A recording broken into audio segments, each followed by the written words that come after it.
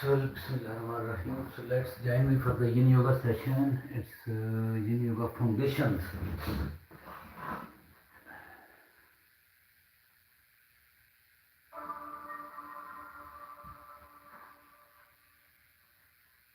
Hey guys, welcome to Yin Foundations. We're going to get started in butterfly pose. So come to seated and bring the soles of your feet together so your toes point forward, your heels are in, and your knees open out. Go ahead and grab your feet and then draw your feet in towards your body. Allow the hips to soften down towards the mat. And then on an inhale, draw your chest up towards the sky so you create some relief within your spine. And then exhale, just begin to fold over and down into the very first pose of this foundation class. So whether you're starting this flexibility and beyond program, and you're at the very beginning of this 8-week program, or you're already somewhere deep into the program, it's always good to come back to the basics, to come back to the foundations. And we sometimes call this the Zen beginner's mind. The Zen beginner's mind is a mind that doesn't think that it knows it all. It's a mind that's open to receive, to learn, to grow, and maybe to even understand in a deeper capacity. So in this opening pose, allow your mind to become as empty as possible. And whatever your day has been like, just begin to allow the events of the day to fade away. And any unnecessary thoughts, noise, or chitter-chatter, just letting it all go as you give yourself full permission to indulge within your yin practice.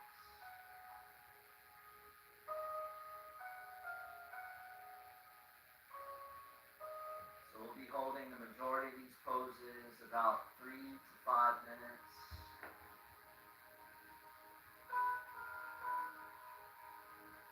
And we move through those 3 laws or those 3 guidelines of the yin pose.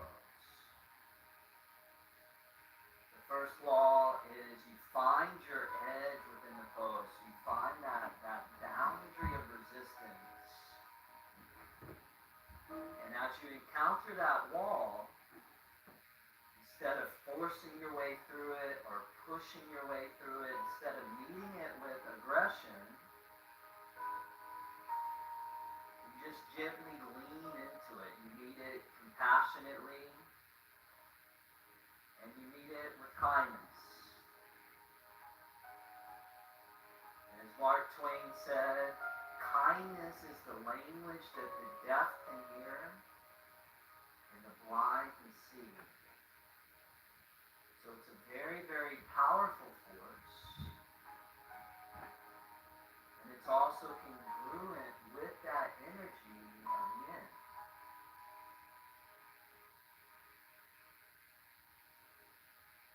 And then the second law of the yin pose is to just become as still as you can.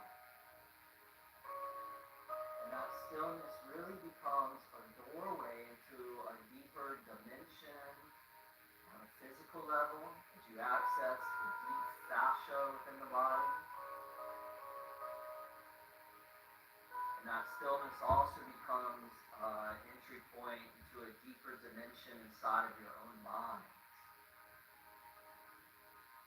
So that you're not stuck superficially on the surface of the mind, but you're actually accessing a greater depth within you.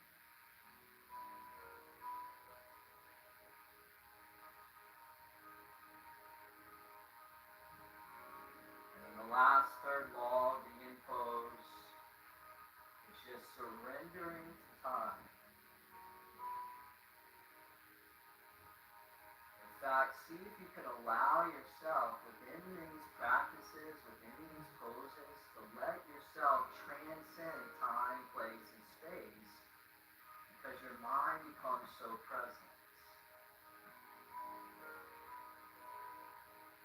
deeper your presence, the deeper your experience becomes. Take a last few breaths there.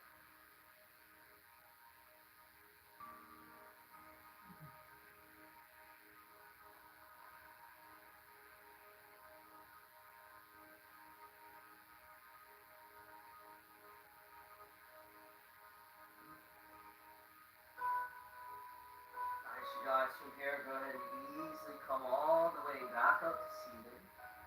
And then just bring your hands to your outer knees, close your knees together, and then swing your legs off around to the side and make your way to a tabletop pose. And then from tabletop pose, we'll come to a child's pose. So bring your big toes together and allow your knees to open out towards the edges of your yoga mat, and allow your forehead to either rest down to the ground, or as we do here with flow, we can take a block and we can actually put the block right underneath that forehead so that the weight of the head is supported. And this is important because when the head is supported, it allows the musculature around that neck to relax and to soften. And then this allows your mind to be more calm. So feel free to use these blocks within these practices to get creative so that those prompts are there to help you find your sweet spot within the pose and to really tailor the pose to you and your uniqueness and to you and your anatomy.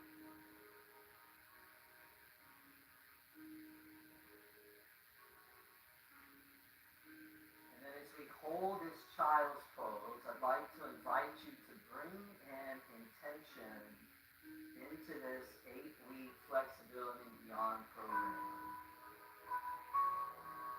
What inspires you to do this program? What quality is it that you wish to align with, to strengthen, and to reinforce? Maybe that's balance, or wholeness, or health, calmness, serenity, wisdom. But get clear, get specific as to what your intention is. And then you can take that quality and you can insert it to the phrase, I am. So if your intention is health, then you phrase because I am health. And then you just repeat that several times silently and internally inside of your mind.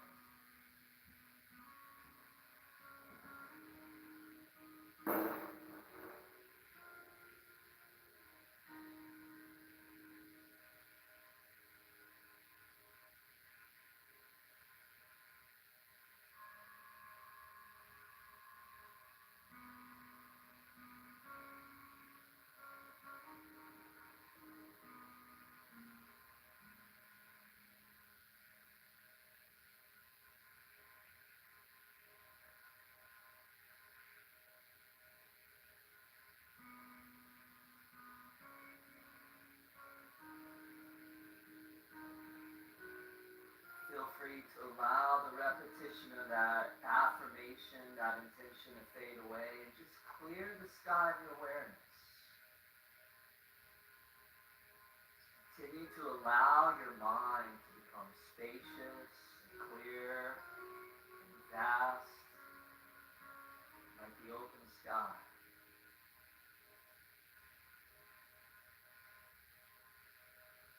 Take a last few breaths there.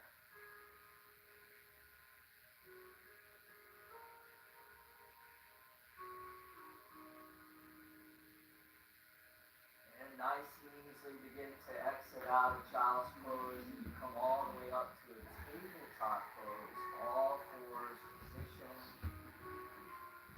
And then from tabletop pose, we'll step back to plank pose, upper push-up, or you can modify it. Knees down on the ground and then knees behind the hips.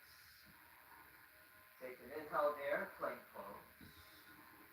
And then exhale, lower slowly all the way down, down, down, down, onto the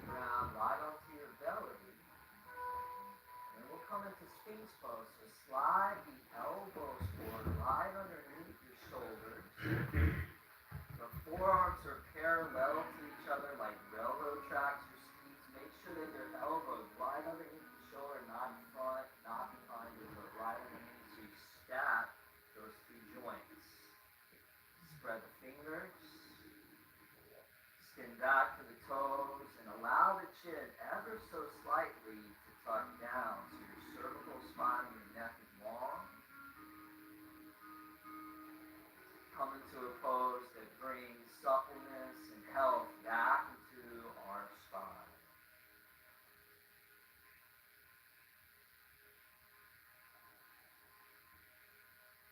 As far as the breathing goes in a yin yoga practice, you can allow your breath to be whatever it naturally needs to be. Sometimes you'll be in a yoga pose that feels really effortless, and therefore you can allow your breath to become very soft and subtle and effortless.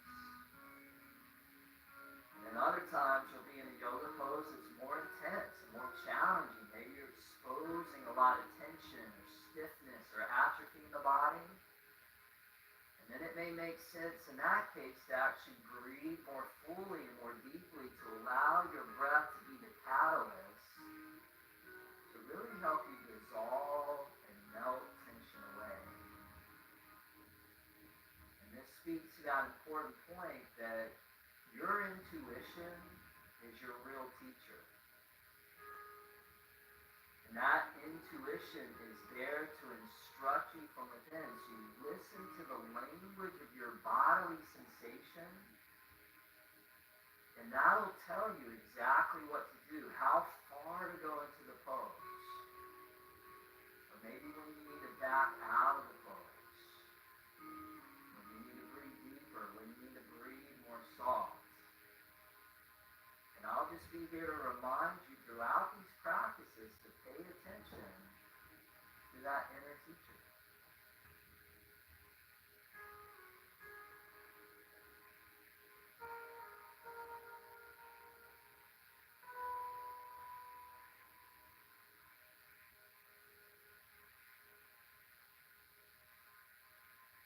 And at this point, if you feel like you'd like a deeper variation, feel free to come into the seal pose. So seal pose, slide the hands forward a little bit, spread the fingers out, and then press down into the palms like Danielle's doing here. So she's driving into the palms, she's lifting up to the chest.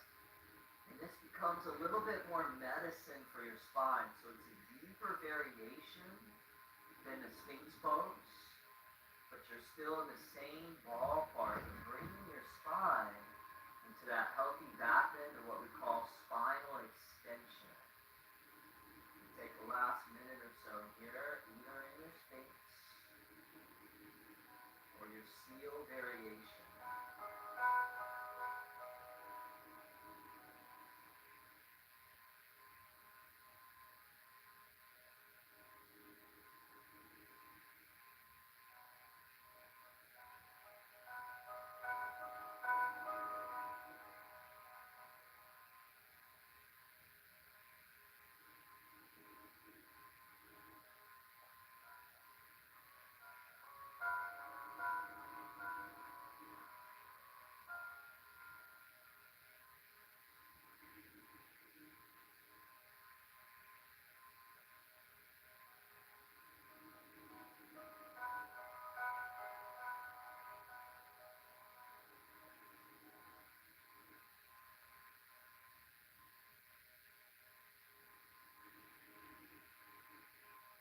Take one last inhale in your seal or your Sphinx. And then exhale, softly allow the elbows to float back down, release the chest down, and slide your hands back by your ribs. And then press your way up to the tabletop, all fours position, tuck the toes underneath the feet, lift the hips up into the sky, downward facing dog. We won't be here too long in the down dog, but for the few breaths that we're here, feel free to walk out your dog, just alternating one heel down towards the ground at a time, pedaling out through the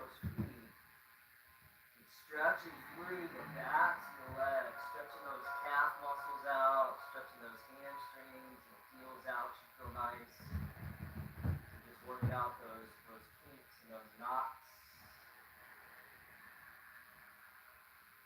Good. And then from here, go ahead and float your right leg off the ground on an inhale.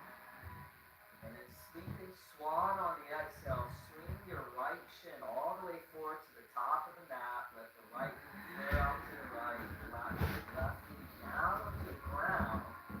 Coming into that sleeping swan. So you release the top of that back left foot. So option here.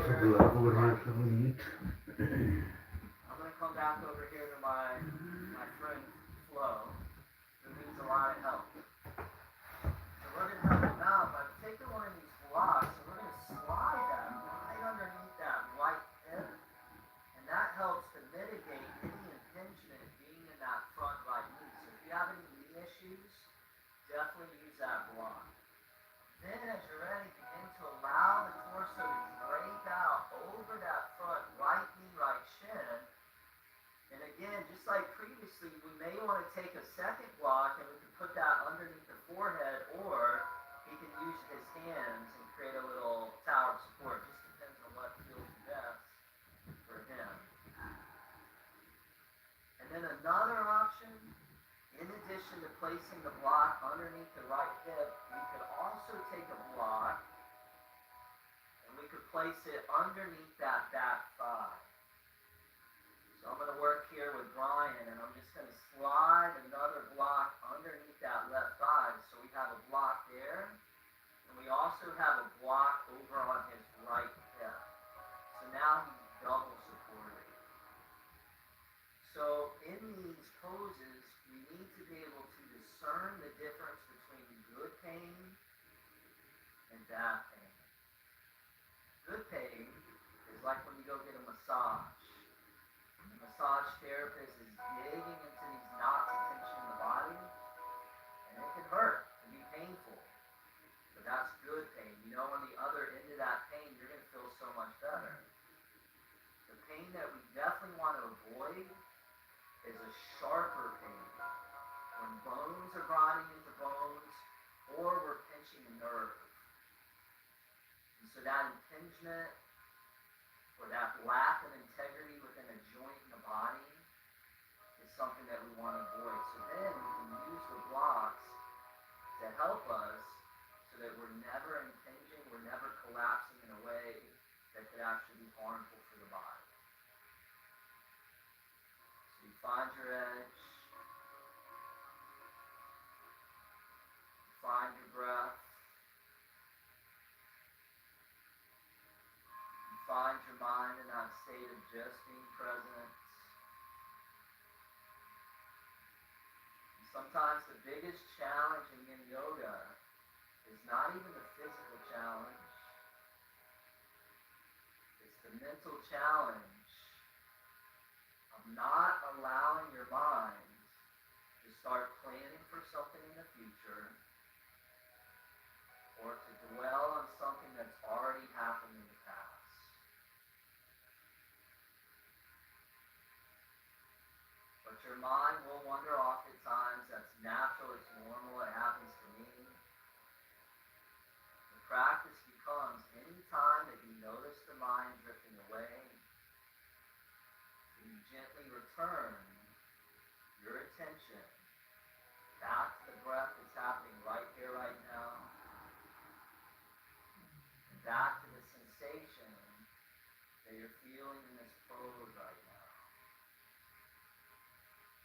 And just in the same way that you can strengthen muscles on your body by repeating an exercise, you can also strengthen a muscle of focus, concentration, and attention. And that concentration is the prerequisite to the meditation.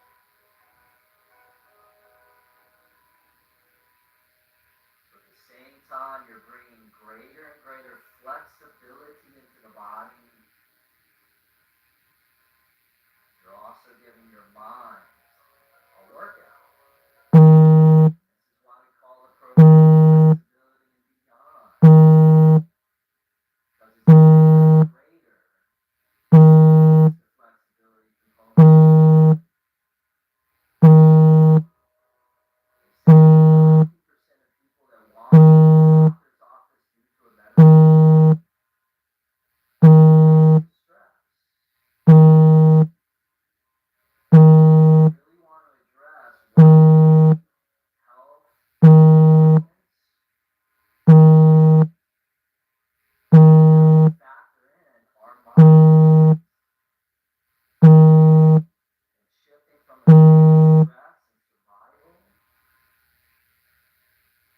a state of calmness, serenity, so that we're not just surviving, but we're thriving within our lives.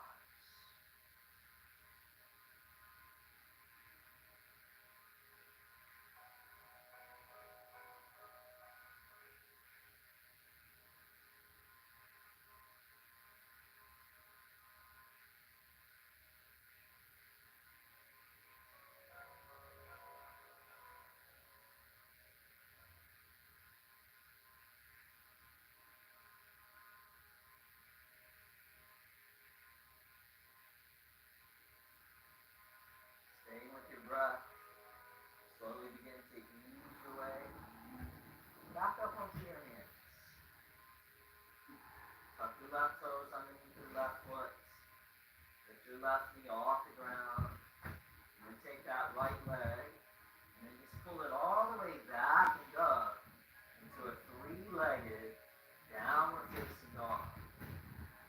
Splay open through the right hip as you bend the right knee, and then that becomes like a counter stretch for that right hip. So just a nice big external rotation in that hip. Straighten that right leg back out as you inhale. Set it back down onto the mat as you exhale. And then from here, go ahead and lift your left leg up on the inhale. And sleeping swan on the other side. Swing your left shin all the way up top of the mat. Slide your right knee, right leg back. Feel free if it's helpful and useful to slide the block underneath your left hip.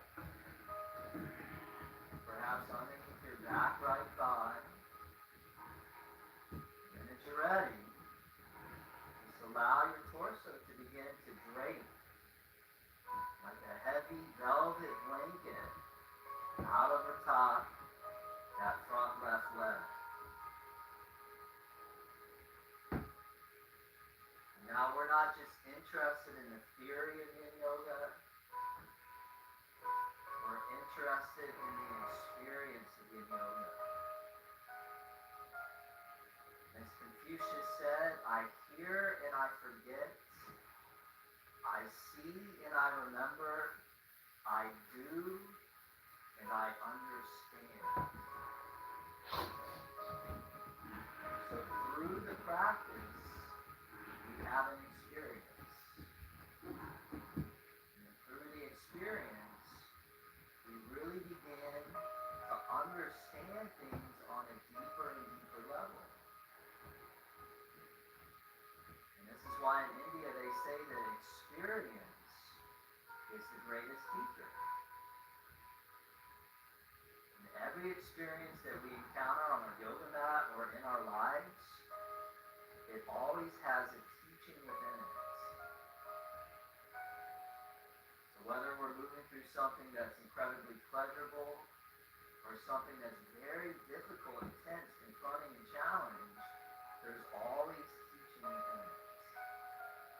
And if we pay attention, then we receive the wisdom that comes out of that teaching. If we're not present, and we're not paying attention, then that event will show up over and over and over within our lives. Pema Chodron, the great Buddhist monk, says, nothing ever goes away until it teaches you what you need to learn. So if you notice the same thing showing up over and over and recurring, probably because you haven't learned the lesson yet. And as soon as you do, then you'll break that pattern in that cycle.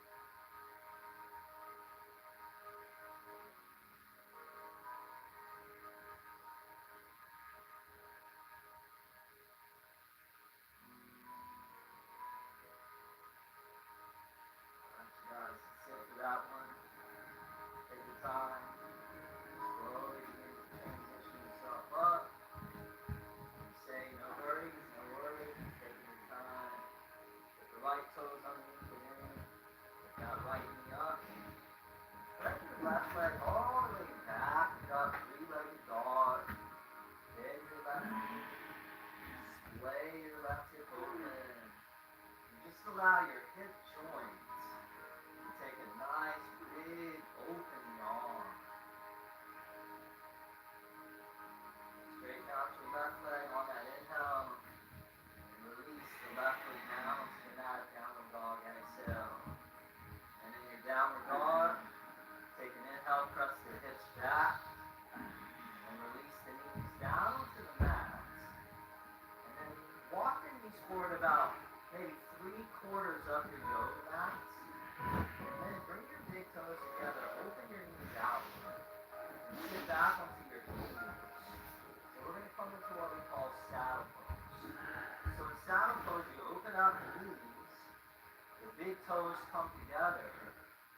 And if this is intense on your knees, you can always take a block or 2 blocks and you can slide that underneath your sit bones so that you're actually propped up, kind of like a samurai warrior. If your knees feel more healthy, more open, then we'll start to lean back. So you come back into your palms, and you come back into your elbows and your forearms. And some of you may want to come all the way onto your back. But remember that first law of the knee pose is that you find your edge, but you never push your way to the edge. So be respectful as to what it is that your body is speaking to you. And make sure that you give your body the perfect dose of medicine that it needs. The straddle stretch is a great stretch for the feet, the ankles. Those of us that are runners or athletic or do anything that's repetitive within the lower body, we're giving our feet a counter stretch as we move from flexion into extension. Stretch the tops of the thighs. Give a healthy stretch to the knees. Those of us that are leaning back, we're also putting some positive pressure into the lower back and sacrum. So we have some connective tissue in that area. By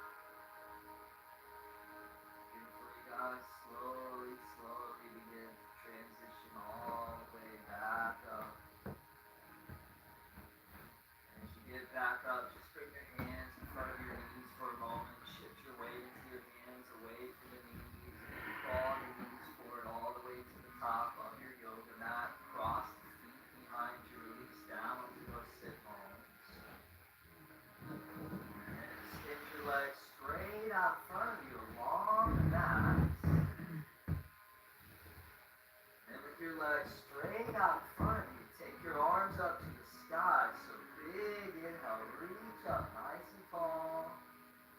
And then seated forward fold, what we call caterpillar pose. And the inhale.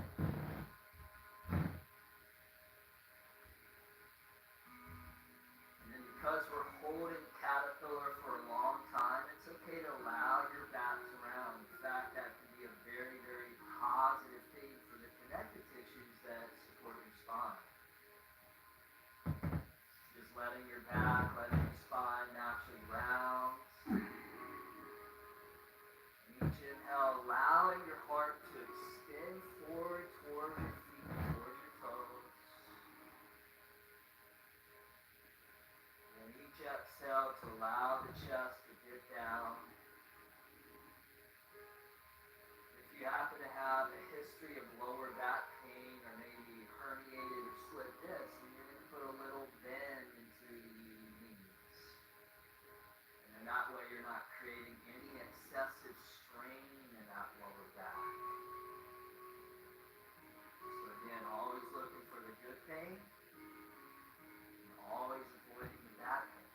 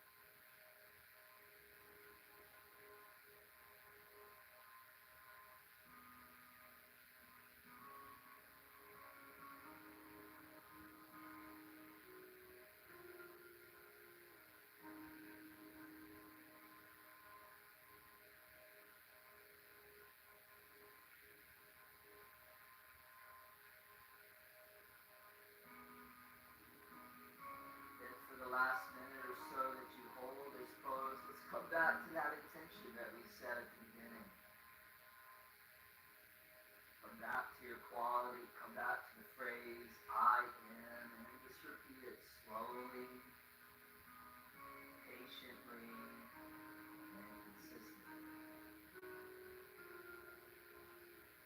Muhammad Ali said it's the repetition of affirmations that leads to belief, and once that belief becomes a deep conviction, things begin to happen.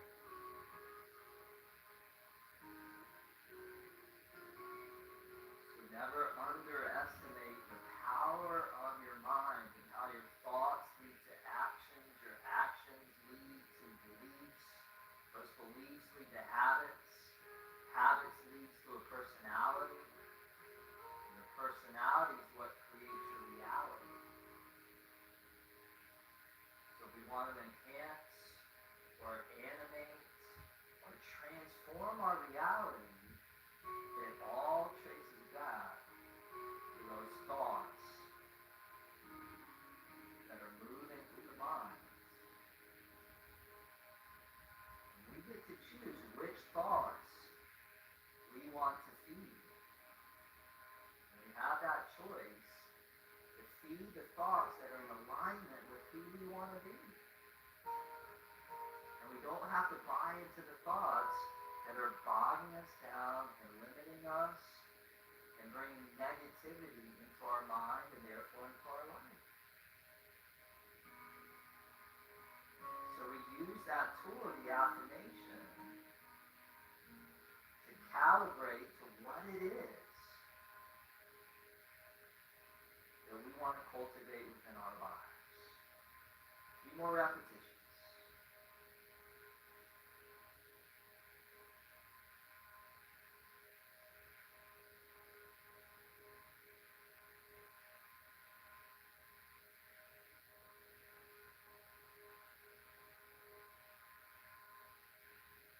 Allow the repetition to go. Let's take a deep inhale through the nose. And out the mouth, exhale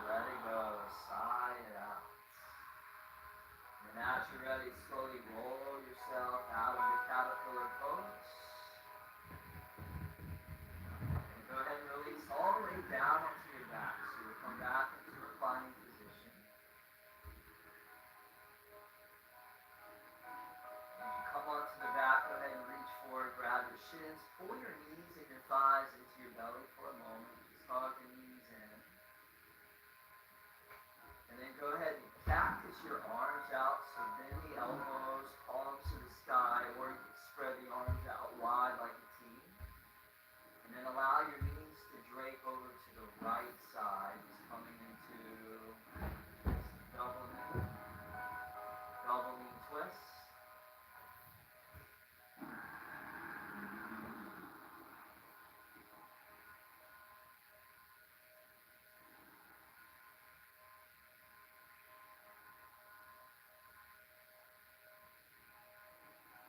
Feel yourself over and over, just returning back to your breath, returning back to being present, returning back to being home within your own body, your own self. Maya Angelou said, I long as does every other human to be at home wherever I find myself. So home doesn't have to be a physical place that we go to. Home can be a place that actually exists within our own body, our own hearts.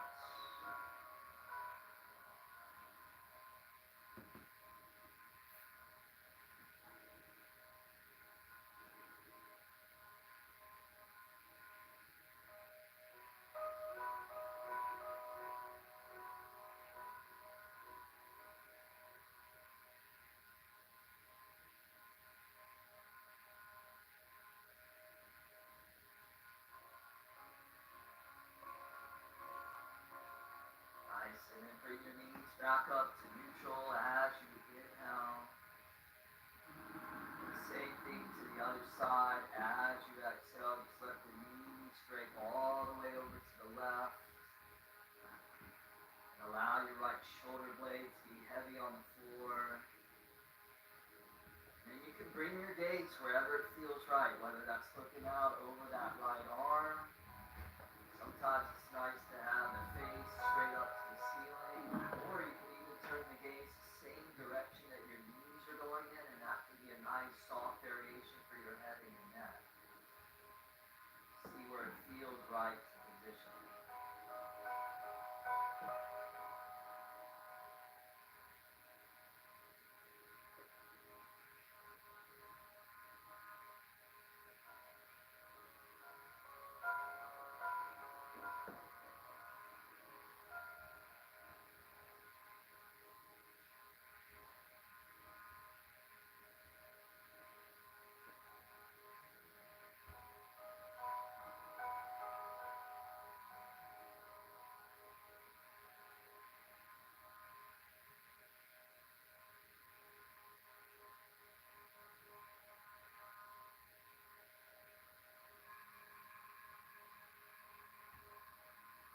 Nice, and then bring your knees all the way back up to neutral. Grab the shins, draw your knees and thighs into your belly.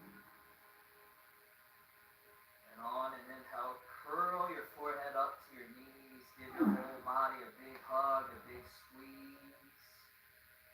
And then corpse pose, release down to the back, extending your legs out. Opening your arms out a little bit wide. Just finding a place of comfort. Find a place of stillness. And find a place of just simply letting go. You dissolve yourself.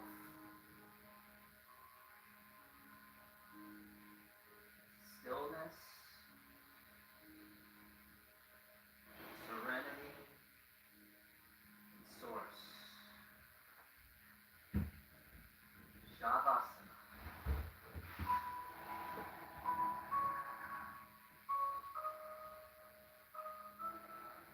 This is the time we need to scan our body, started from right toes to right shoulder, right arm, right hand. Take your time and go slowly, please.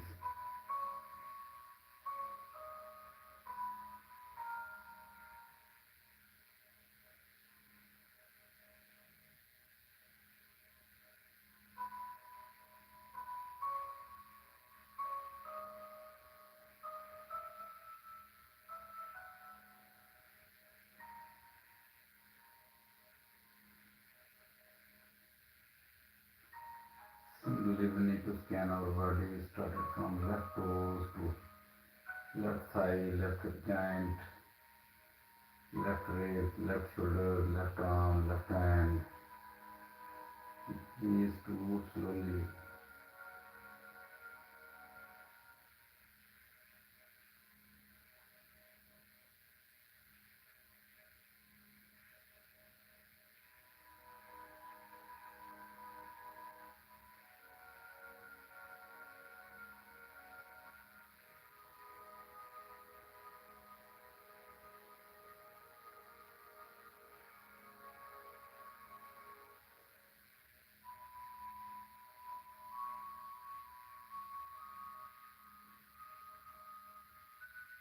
Everybody from here, nice and easily, just start to bring your awareness back onto your mat, back into your body as you lightly move the fingertips and the toes around as a way to reactivate physical presence. And Just officially, stretch we're your going to body. say that this Yin Foundation practice is now complete. Good job. Be flexible and supple in your body, strong and calm in your mind, and may the Tao be with you. Or just say gratitude yourself. Say thank you to your mat, thank you to your body, thank you to your each and everything.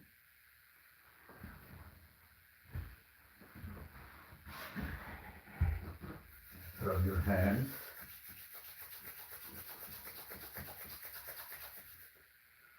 Allahumma samawati wal ard. Massage your core, massage your nose. And relax. So दोस्तों, thank you very much. Do practice please for this Yin Yoga Foundation session. I hope you will enjoy it. तो हमारी शाम को मुलाकात होगी next power yoga session में. अपना ख्याल रखिएगा. अल्लाह हाफिज़.